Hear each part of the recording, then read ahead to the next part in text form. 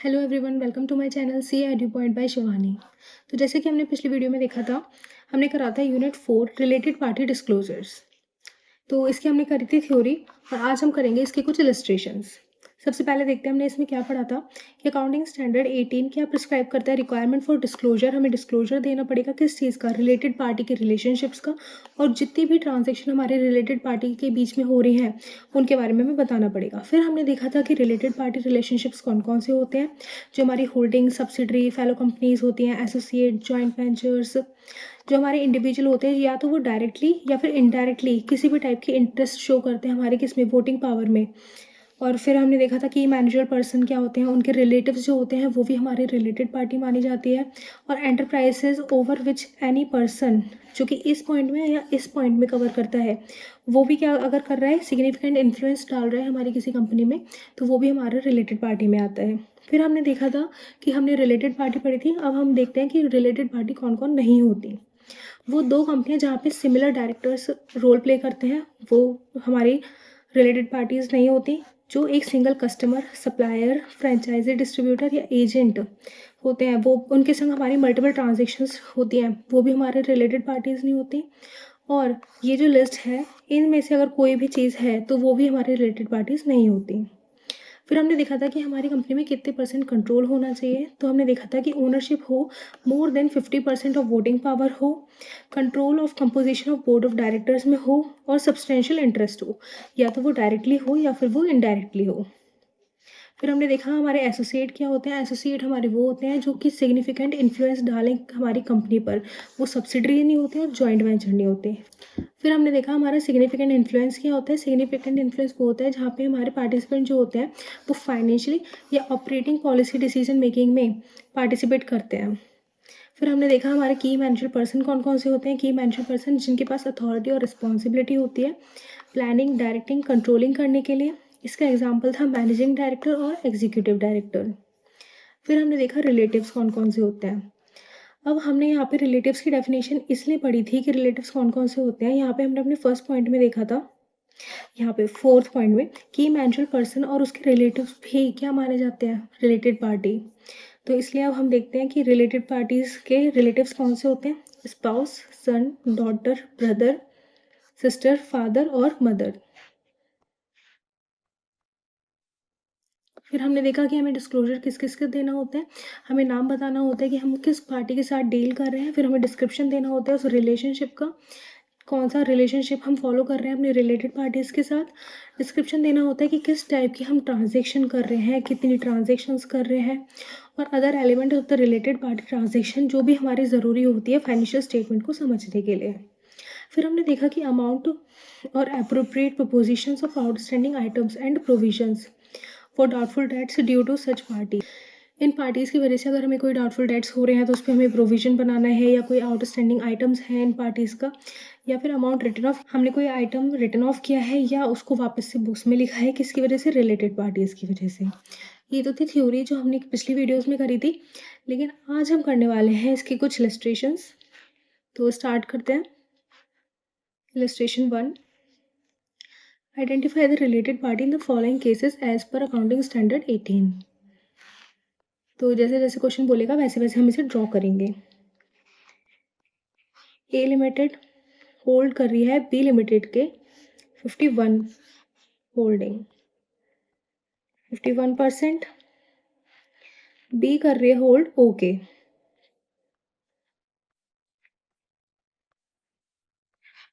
और जेड भी होल्ड कर रही है ओ के।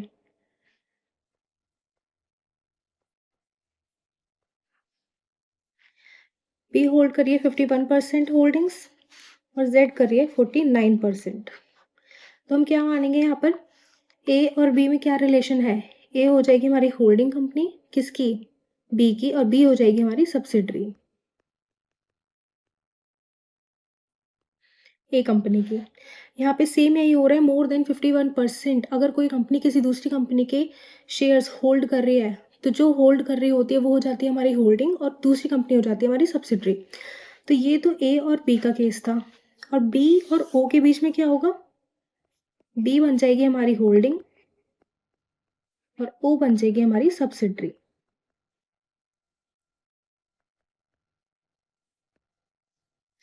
यहाँ पे क्या देख रहे हैं हम, Z और O के बीच में क्या रिलेशन है। Z कैरी कर रहा है यहाँ पे 49% of the holdings of O limited. अब यहाँ पे क्या हो रहा है, जब ये इसके 49% होल्डिंग कर रहा है, 51 तो है नहीं, यानी कि होल्डिंग और सब्सिडरी का तो कोई रिलेशन है ही नहीं इन दोनों के बीच में। तो O बन जाएगी एसोसिएट ऑफ Z। एसोसिएट हम इसलिए कहेंगे क्योंकि ये मोर देन 20% कंट्रोल कर रहा है ओ लिमिटेड को, जो कि क्या एक सिग्निफिकेंट इन्फ्लुएंस डाला है, जिसकी वजह से जेड बन जाएगी, जिसकी वजह से ओ बन जाएगी जेड की एसोसिएट कंपनी। अब हमसे क्या पूछा था, आइडेंटिफाई करना है क्या रिलेटेड पार्टीज कौन कौन सी हैं इन द फॉलोइंग केसेस। अब हम देखते हैं ए के लिए, ए के रिलेशन में बी है इसकी सब्सिडरी, फिर अब ए होल्ड कर रहा है बी को और बी कर रहा है ओ को, तो बेसिकली ए और ओ भी आपस में रिलेशन में आ जाएंगी और ओ बन जाएगी उसकी फेलो सब्सिडरी।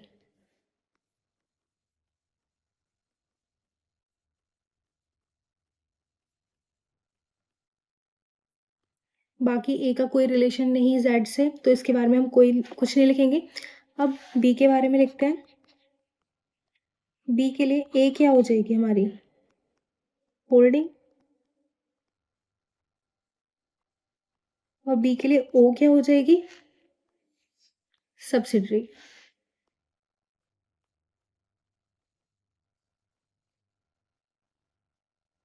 अब लिखते हैं हम ओ के बारे में। ओ के लिए बी क्या है, उसकी होल्डिंग, और ए क्या है, अल्टीमेट होल्डिंग।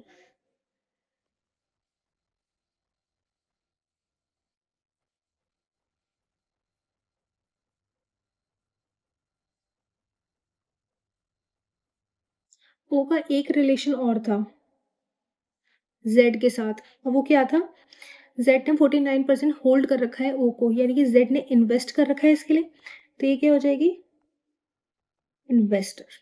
किसके लिए, जेड के लिए, किसके लिए, ओ के लिए। तो ओ के लिए जेड क्या हुई, इन्वेस्टिंग कंपनी। और यही अगर हम लिखें जेड के लिए, तो जेड का रिलेशन सिर्फ और सिर्फ ओ से है, और ओ उसकी क्या है, एसोसिएट कंपनी। तो यहाँ पे हमें बताना था कि कौन कौन सी हमारे रिलेटेड पार्टीज रहेंगी। हमने क्या पढ़ा था रिलेटेड पार्टीज की डेफिनेशन में, कि होल्डिंग और सब्सिडी क्या होती है, रिलेटेड पार्टीज। रिलेटेड पार्टीज, तो यहाँ पर ए के लिए बी और ओ रिलेटेड पार्टी हो गई, यहाँ पर भी बी के लिए ए और ओ रिलेटेड पार्टी हो गई, ओ के लिए यहाँ पे बी ए और जेड तीनों रिलेटेड पार्टी हैं, और जेड के लिए ओ भी एक रिलेटेड पार्टी है। तो इस क्वेश्चन में ये सारी ही एक दूसरे के लिए रिलेटेड पार्टी मानी जाएंगी। अब नेक्स्ट आते हैं हम सेकेंड इलस्ट्रेशन पे, इलस्ट्रेशन 2। ये क्या बोलते हैं हमसे, consider a scenario where A limited has 60% voting right in B limited, A Limited also has 22% voting right in C Limited and B has 30% voting right in C Limited. तो हमें बताना है कि C Limited is to be treated under accounting standard 18 as a party related to A Limited. एक काम करते हैं, इसके लिए भी हम पहले एक सुंदर सा डायग्राम बना लेते हैं। लिखते हैं A Limited, B Limited और C Limited। यहाँ पे क्या दे रखा है, A Limited ने 60% वोटिंग राइट किस में है, B में, तो 60% वोटिंग राइट, ठीक है। ए का 22% है सी में,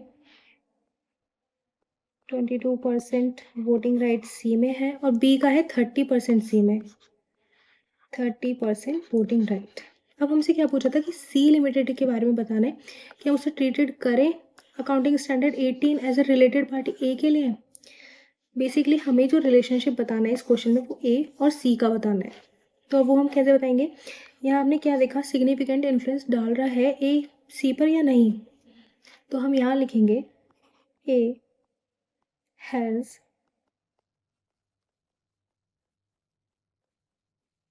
significant influence in C limited. अब हमें पता है यहाँ पे सिग्निफिकेंट इन्फ्लुएंस क्या होता है, लिखते हैं ये भी, holding more than 20% of voting rights। तो हम इसे क्या मान लेंगे यहाँ पे?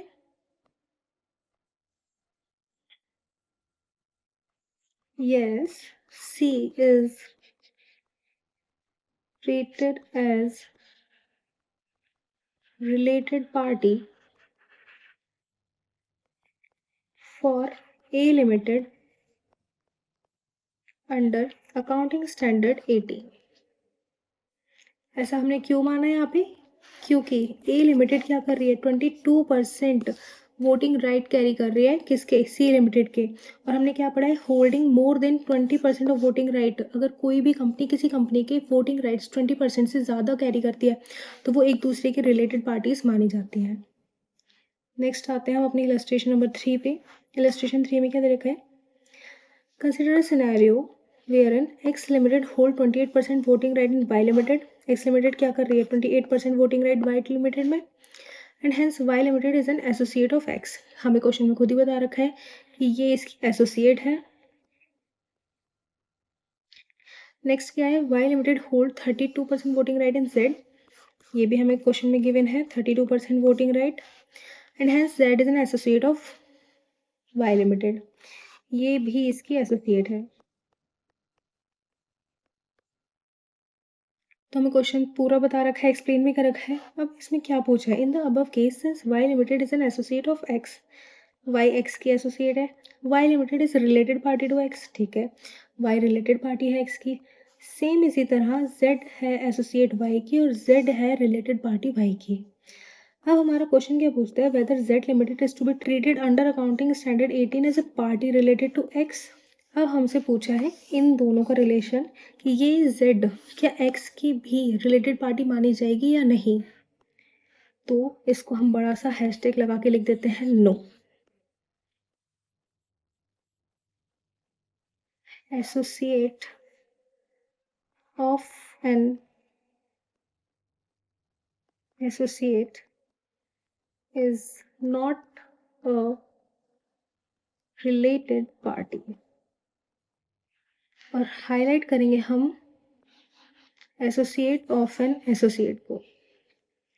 हमें हमेशा याद रखना है एक्स की एसोसिएट है वाई और वाई की है जेड, यानी कि ये भी एसोसिएट और ये भी एसोसिएट। तो एक कंपनी की एसोसिएट दूसरी कंपनी की एसोसिएट नहीं बन सकती, यानी कि एक्स और वाई का जो रिलेशन है और वाई और जेड का रिलेशन है ये सेपरेट रहेगा, लेकिन एक्स और जेड में कोई रिलेशन नहीं रहेगा और ये दोनों रिलेटेड पार्टीज भी नहीं रहेंगी। नेक्स्ट इलस्ट्रेशन पे आते हैं, इलस्ट्रेशन 4। तो देखते हैं इसमें क्या देखा है, consider the following organisational structure related to P limited. P ने होल्ड कर रखे हैं 80% क्यू के, क्यू ने आर और एस के 60 और 80, आर ने कर रखे हैं एक्स के, एस ने कर रखे हैं वाई के। Okay, given the above structure identify related party relation if R limited is the reporting enterprise. हमें किसके बारे में पूछा गया है कि अगर आर लिमिटेड एक रिपोर्टिंग एंटरप्राइजेस है तो हमसे पूछा है कि R limited is the reporting enterprises. R एक रिपोर्टिंग एंटरप्राइजेस है तो हमें बताना है रिलेटेड पार्टी रिलेशनशिप्स। तो इस क्वेश्चन में हम सभी का लिख देते हैं कि किसका किससे कैसा रिलेशनशिप है। तो सबसे पहले देखते हैं हम पी लिमिटेड के बारे में। तो हैशटैग डालेंगे, लिखेंगे पी। पी का रिलेशन किससे है, क्यू से पहले तो, और क्यू क्या है, उसकी सब्सिडरी। और अगर सब्सिडरी भी किसी और सब्सिडरी को होल्ड कर रही है तो वो हमारी क्या हो जाएंगी, फेलो सब्सिडरी, आर और एस।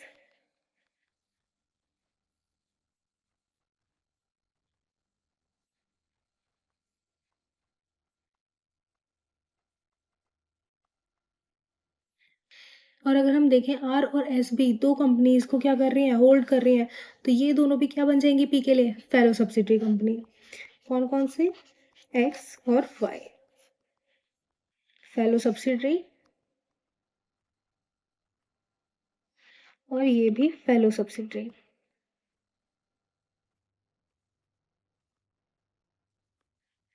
अब देखते हैं हम क्यू के लिए।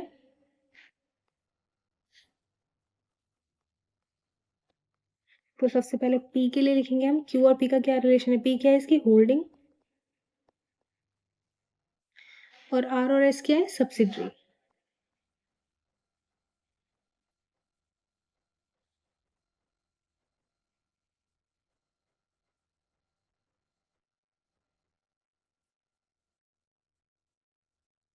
तो सेम आर और एस की सब्सिडरी कौन सी है, एक्स और वाई, तो वो क्यू के लिए क्या हो जाएंगी, फेलो सब्सिडरी।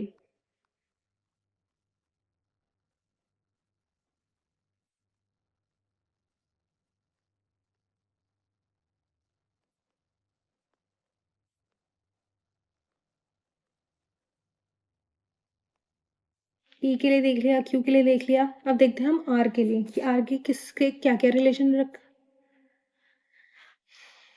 हमने अब पी के लिए देख लिया और क्यू के लिए, अब देखते हैं हम आर लिमिटेड के लिए।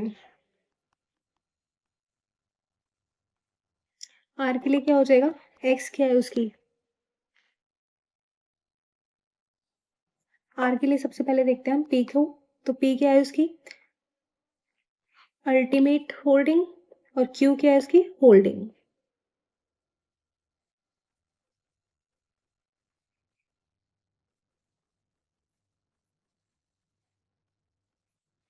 और क्यू है होल्डिंग, और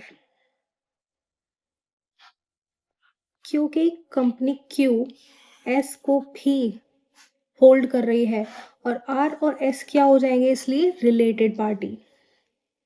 क्यों, क्योंकि एक ही कंपनी दो कंपनियों को अगर होल्ड करती है तो वो जो दो कंपनी होती हैं वो भी आपस में रिलेटेड पार्टीज मानी जाती हैं। तो हम क्या लिखेंगे यहाँ पे, आर और एस के बीच में कैसा रिलेशन है, related party.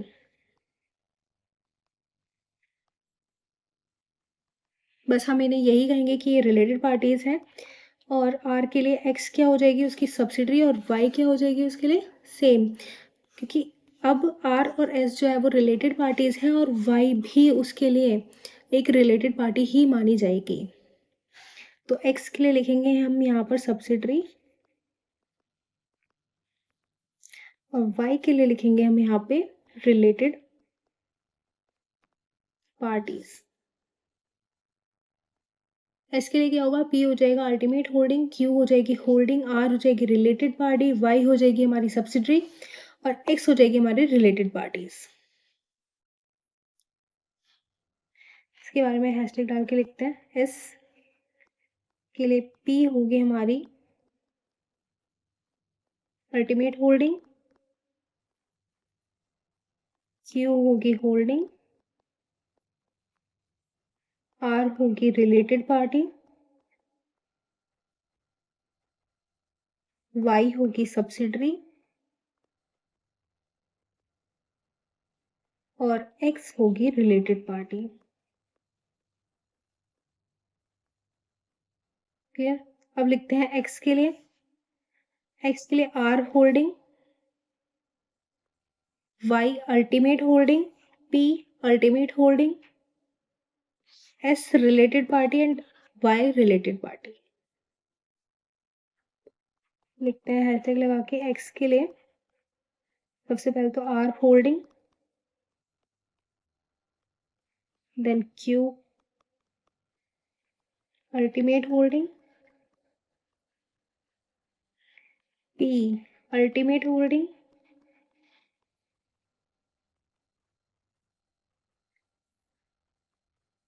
S related party, and Y related party. Same यही हमारा रहेगा वाई के साथ, S holding, Q ultimate holding, P ultimate holding,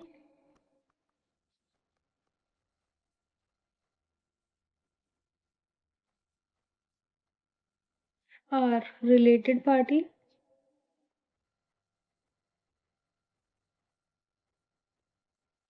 और एक्स रिलेटेड पार्टी। हमने ये दे दिया सबके बारे में रिलेशनशिप। कि कैसी है, किसकी किसके साथ कैसा रिलेशन है। अब यहाँ पे क्या दे रखा है, given the above structure identify क्या करना था हमें, रिलेटेड पार्टी रिलेशन किसके लिए, आर लिमिटेड के लिए। तो हम यहाँ देखते हैं पी का आर से कैसा रिलेशन है, फेलो सब्सिडरी है, रिलेटेड पार्टी है। क्यू और आर सब्सिडरी है, रिलेटेड पार्टी है। आर इन सब के साथ भी रिलेटेड पार्टी वाला रिलेशनशिप शो करती है। एस और आर भी रिलेटेड पार्टीज हैं। एक्स और आर होल्डिंग है, यानी कि ये भी रिलेटेड पार्टी मानी जाएगी। वाई और आर के बीच में क्या रिलेशन है, रिलेटेड पार्टी का, तो ये भी रिलेटेड पार्टी मानी जाएगी। अब आते हैं हम अपने नेक्स्ट इलस्ट्रेशन पे, इलस्ट्रेशन 5। यहाँ दे रखा है consider the following organisation structure related to US limited, the ultimate parent company of a group where in US limited has made the following investments. ठीक है, इस कंपनी ने इन्वेस्टमेंट्स कर रखी है, कहाँ कहाँ, investment in 2 of the wholly owned subsidiaries, इसमें और इसमें, ये फुल्ली ओन्ड सब्सिडरीज हैं इसकी। इन्वेस्टमेंट कर रखी है JC1 में, in which US limited has a joint control. ठीक है, जॉइंट कंट्रोल कर रखा है। 20% investment in associate 1 and hence associate 1 is an associate of US limited. अब अगर हम क्वेश्चन ध्यान से देखें, यहाँ दे रखा है हमें 28% कंट्रोल और यहाँ दे रखा है 20%। तो इसे काट के लिख लीजिए 28%, यहाँ पे दे रखा है 28% इन्वेस्टमेंट इन एसोसिएट 1। अब हमसे क्या पूछा है, given the above structure identify related party relationship for each of the above entities under accounting standard 18। Each of the above entities, हमें सबके बारे में बताना है, इसके बारे में, इसके बारे में, इसके में और इसके में। तो सबसे पहले हम देखते हैं, ये होल्डिंग है और ये दोनों सब्सिडरीज हैं। ये जॉइंट कंट्रोल करता है, इस पर 28 मोर देन 20% वोटिंग राइट है, यानी कि 28% तो दे रखा है, एसोसिएट बता रखा है, तो ये भी रिलेटेड पार्टीज हैं। तो हम क्या देख रहे हैं यहाँ पर, यूएच लिमिटेड के लिए all entities are considered as related parties. Clear. अब इसके लिए होल्डिंग कंपनी और रिलेटेड पार्टी, सब्सिडरी 1 के लिए यूएच लिमिटेड क्या हो जाएगा, होल्डिंग, और सब्सिडरी 2 क्या हो जाएगी, रिलेटेड पार्टी। और सेम अब किसके लिए होगा, सब्सिडरी 2 के लिए यूएच क्या हो जाएगी, हमारी होल्डिंग, और सब्सिडरी 1 होगी हमारी रिलेटेड। तो लिखेंगे सेम, यूएच लिमिटेड क्या हो जाएगी हमारी होल्डिंग, और सब्सिडरी 1, यहाँ 2 आएगा, हो जाएगी हमारी रिलेटेड पार्टी। अब यहाँ पे देखिए, हम यहाँ पे जॉइंट कंट्रोल था किसका, UH1 का। तो यहाँ पे इन दोनों के बीच में क्या रिलेशन होगा, एक रिलेटेड पार्टी का। लेकिन इस जॉइंट कंट्रोल में इन सब्सिडरी 2 और 1 का कोई रोल नहीं होगा, और ऐसे ही इस एसोसिएट के साथ कोई रोल नहीं होगा। तो हम यहाँ क्या लिखेंगे, JC1 UH लिमिटेड, उसके लिए क्या हो जाएगी, एक related party. Same as associate 1 के लिए लिखेंगे हम, UH limited holds more than 20% of voting right, therefore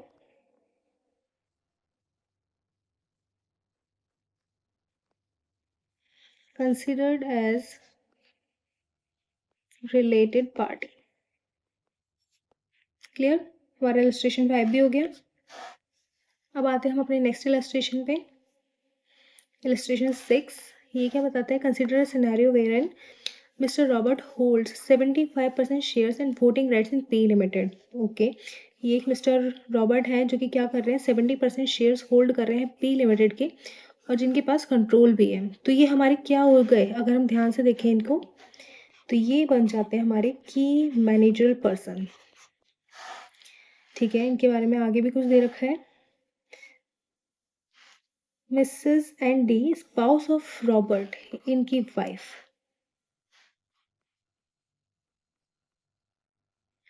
फिर दे रखा है determine whether Andy spouse of mister Robert is a related party to P limited under accounting standard 18। तो हमें यहाँ पे बताना है कि मिस्टर रॉबर्ट की जो वाइफ है क्या वो रिलेटेड पार्टी मानी जाएंगी पी लिमिटेड के लिए या नहीं मानी जाएंगी।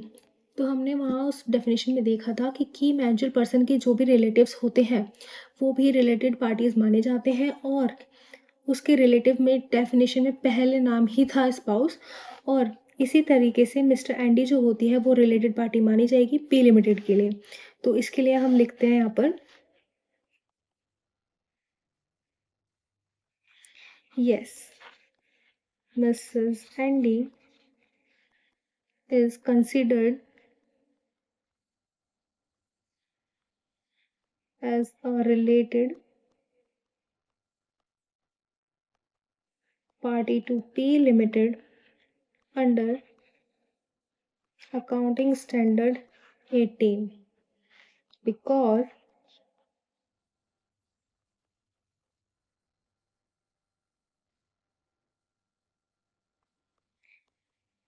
in the criteria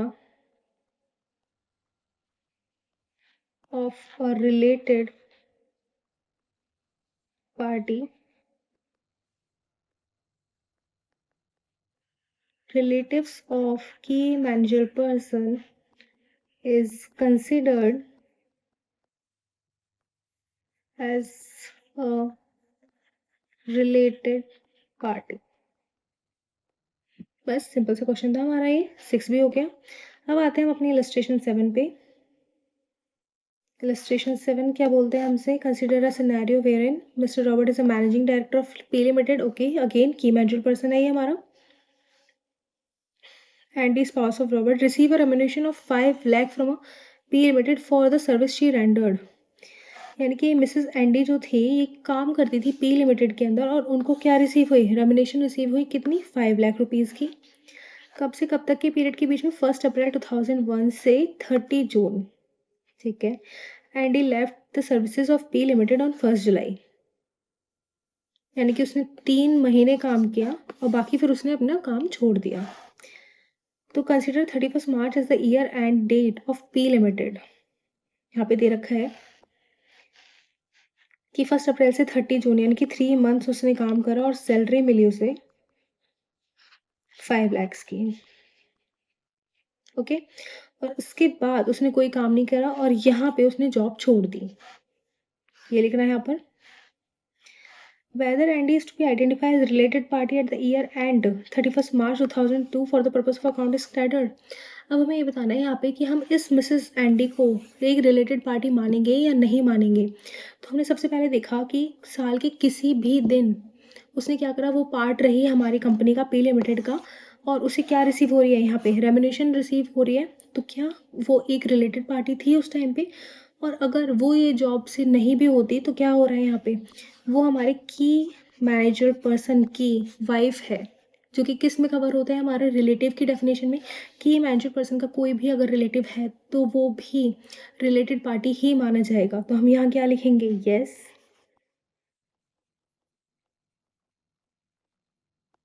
Andy is to be identified as related party at the year and date 31st March 2002 as per accounting standard 18, because she is covered in the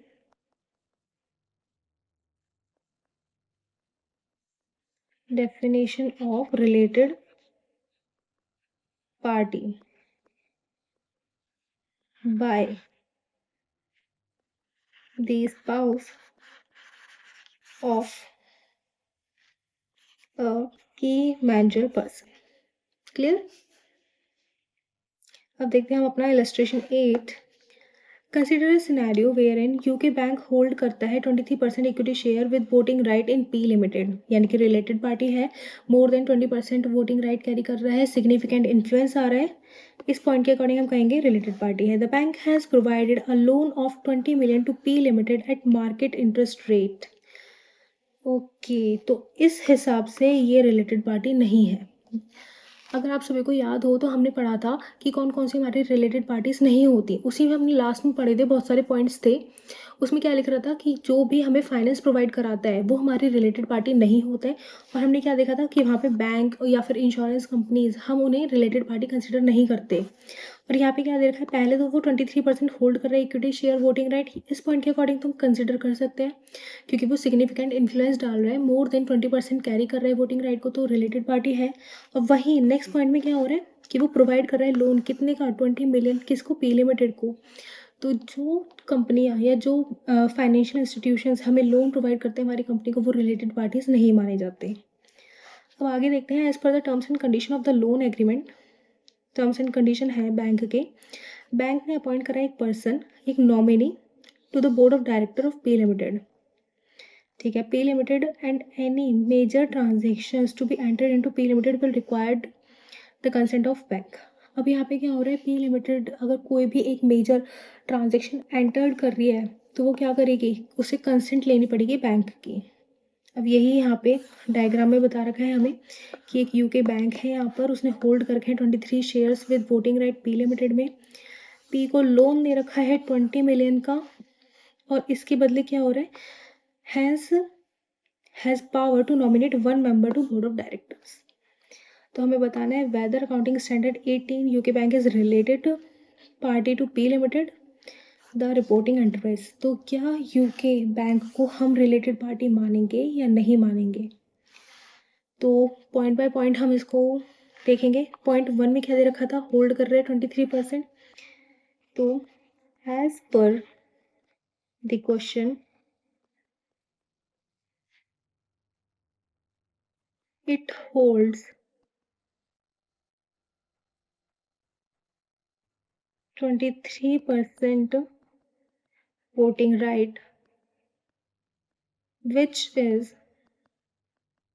more than 20% voting right,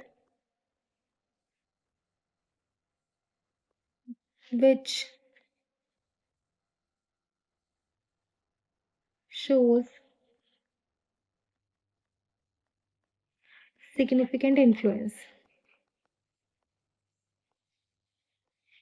okay, और next point में क्या बता रहा था कि उसने हमें loan दे रखा है 20 मिलियंस का। तो as per accounting standard 18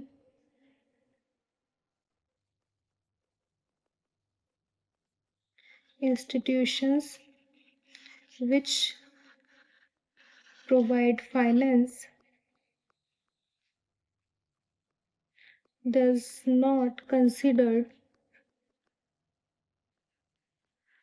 as a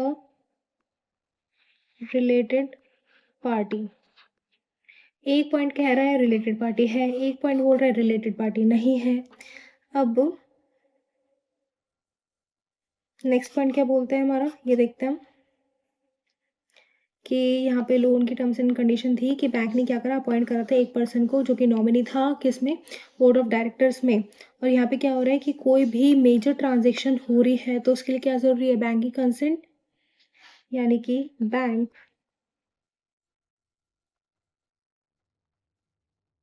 controls the major transactions of the P limited, which is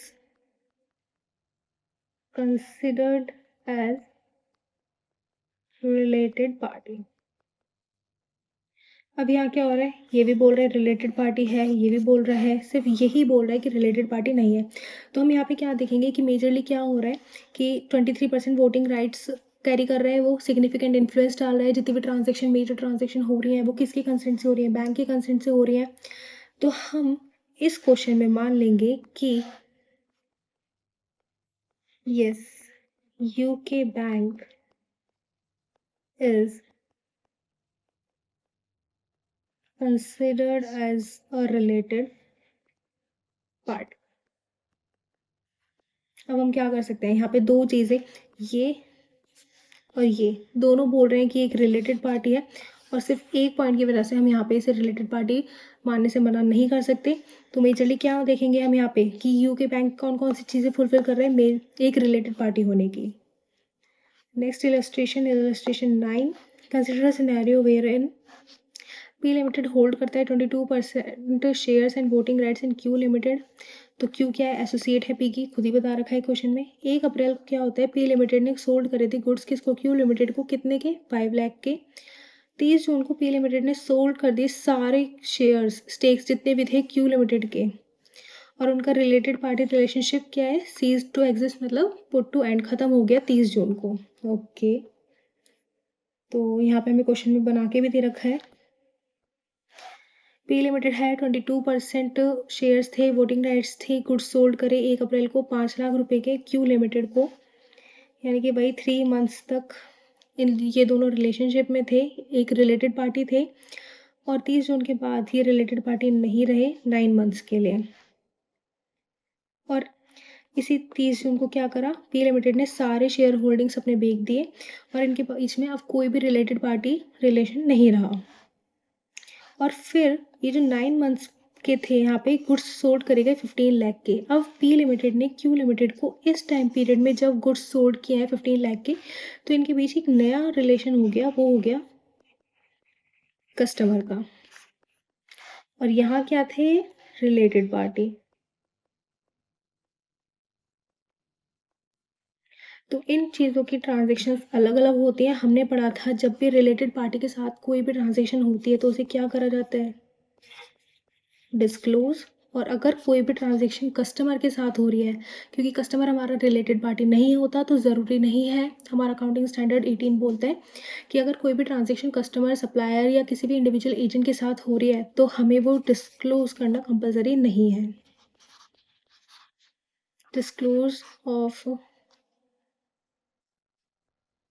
disclosure of transactions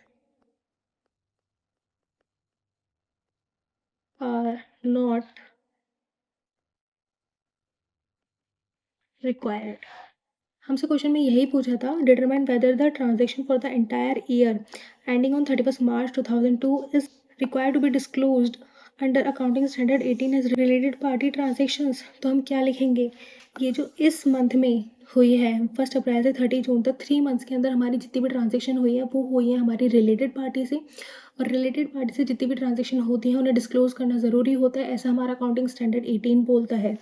और उसके बाद जब हमारे पी लिमिटेड ने क्यू लिमिटेड के सारे शेयर्स बेच दिए, तो उन दोनों के बीच में कोई भी रिलेशन नहीं रहा, और उसके बाद पी लिमिटेड ने एज अ कस्टमर 9 मंथ्स के लिए 1 जुलाई से 31 मार्च 2002 तक जितने भी गुड्स बेचे हैं 15 लाख के, वो हमें ज़रूरी नहीं है कि हम डिस्क्लोज करें, क्योंकि एज ए कस्टमर उन्हें बेचे गए, और कस्टमर हमारी डेफिनेशन में नहीं आता, वो हमारा रिलेटेड पार्टी नहीं होता।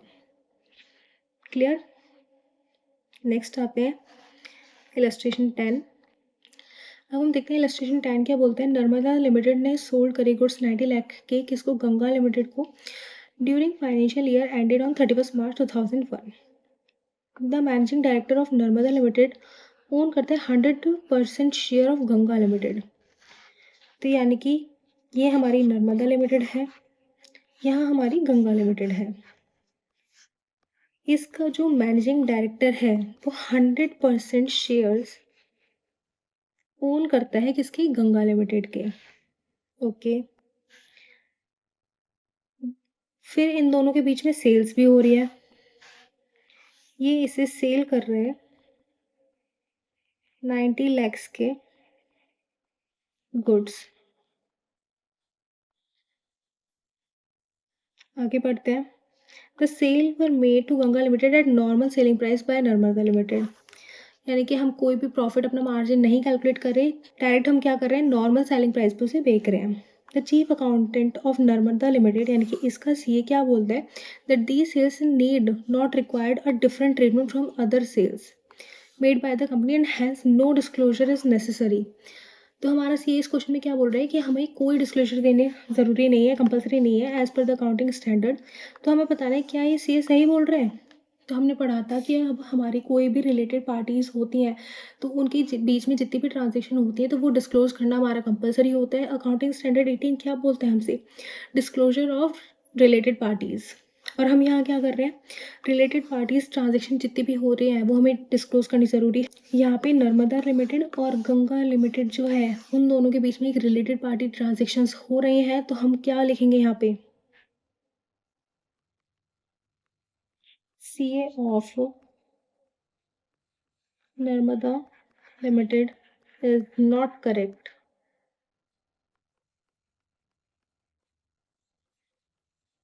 Whether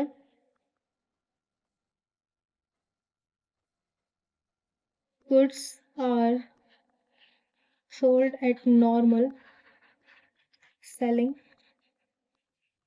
price, it is necessary to disclose the transaction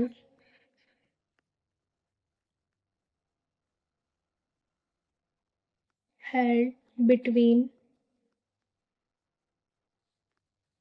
Narmada Limited and Ganga Limited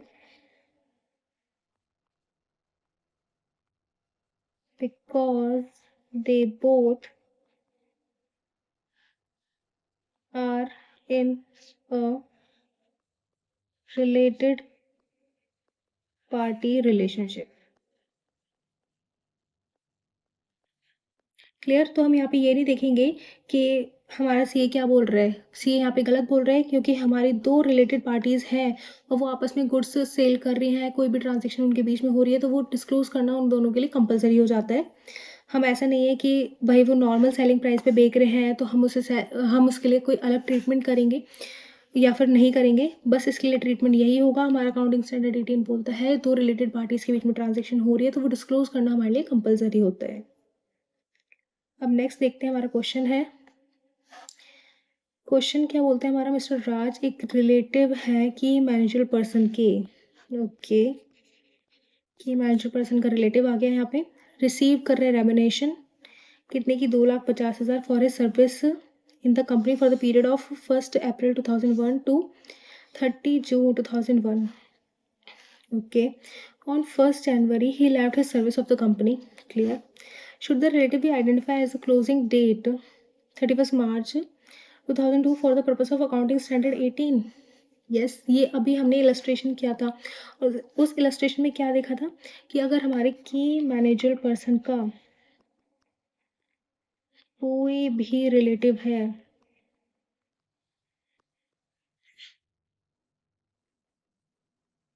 treat कैसे करा जाएगा उसे? Related party. और क्योंकि साल के 3 मंथ्स में उसने क्या करा है, 1 अप्रैल टू 30 जून उसका भी कंट्रोल था कंपनी में, जिसका उसे क्या मिलता था? रेम्यूनरेशन मिलता था। सैलरी रिसीव हुई 2,50,000 की। तो इन दोनों रीजंस की वजह से हम उसे क्या कहेंगे कि yes, mister Raj is considered as a related party for the company. Is considered as a related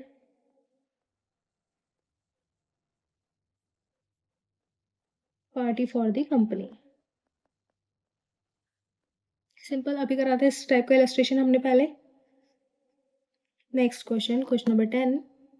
X Limited sold goods to associate company during the first quarter ended इतना। Okay, after that the related party relationship ceased to exist। यानी कि first quarter हम यहाँ मान लेते हैं, 1 अप्रैल से start हुआ है, 30 जून 2001 तक चला, 3 मंथ्स रिलेटेड पार्टी रहे। रिलेटेड पार्टी का इनका रिलेशन था एसोसिएट का। और उसके बाद ये रिलेशन ख़त्म हो गया। तो यहाँ पे क्या दे रखा है, after that the related party relationship cease to exist, however goods were supplied as were supplied to any other ordinary customer. फिर यहाँ एक उनका नया रिलेशनशिप बना कस्टमर का, और उन्होंने गुड्स सप्लाई किए। डिसाइड करना है whether transaction of the entire year have been disclose as related party transaction. तो हमें बताना है क्या इस पूरे साल में जितनी भी ट्रांजेक्शन हुई है उन सबको डिस्क्लोज करना कंपलसरी है, ये मान के कि इस साल में जितनी भी ट्रांजेक्शन हुई है वो रिलेटेड पार्टी ट्रांजेक्शन है, तो बिल्कुल नहीं। जिस टाइम पीरियड के लिए ये रिलेटेड पार्टी थी सिर्फ उतने टाइम की अमाउंट हमारी डिस्क्लोज होगी, उतनी ट्रांजेक्शन्स हमारी डिस्क्लोज होंगी। बट जिस टाइम वो कस्टमर था तो वो उस टाइम रिलेटेड पार्टी नहीं था, तो इसलिए हमारे पास कंपलसरी नहीं है और नेसेसरी नहीं है कि हम अपनी सारी ट्रांजेक्शन डिस्क्लोज करें। तो yes, the transaction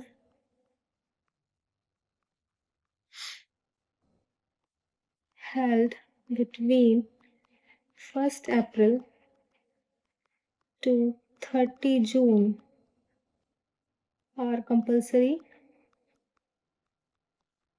to disclose. Now, the X Limited continue the relation as a customer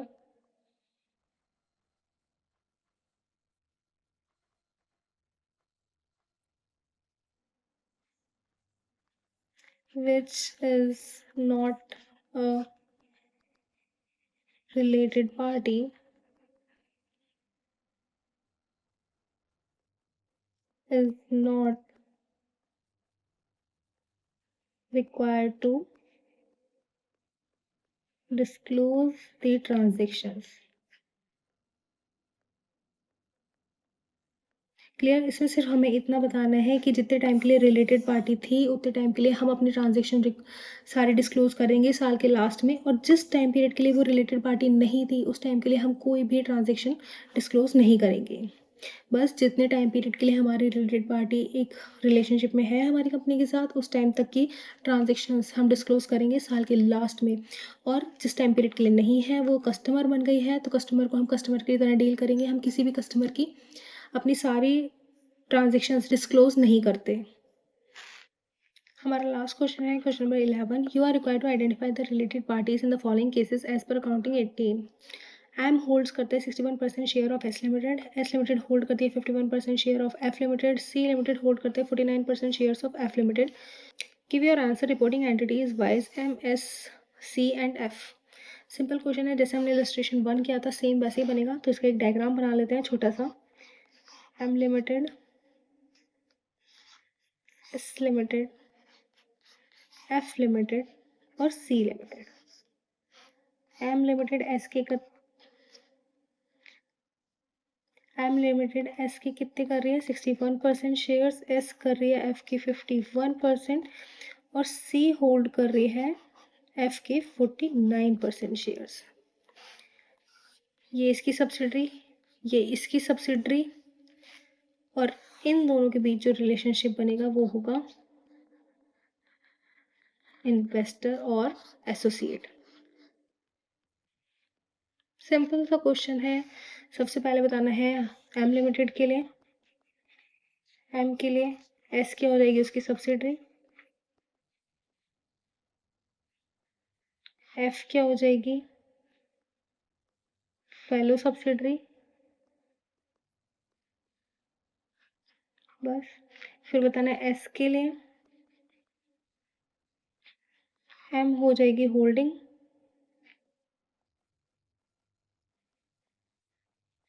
F हो जाएगी सब्सिडरी,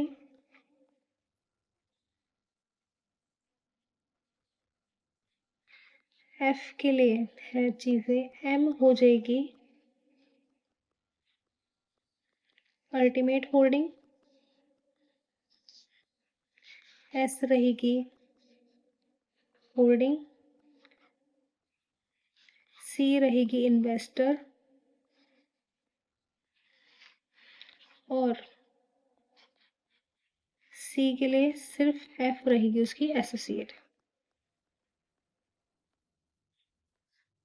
बस इसी के साथ हमारे सारे इलस्ट्रेशन, सारे क्वेश्चंस इस चैप्टर के कवर हो जाते हैं। अगर इसके बाद भी किसी भी स्टूडेंट को किसी भी टाइप की कोई भी प्रॉब्लम है तो प्लीज़ कमेंट सेक्शन में ज़रूर बताएं। Thank you.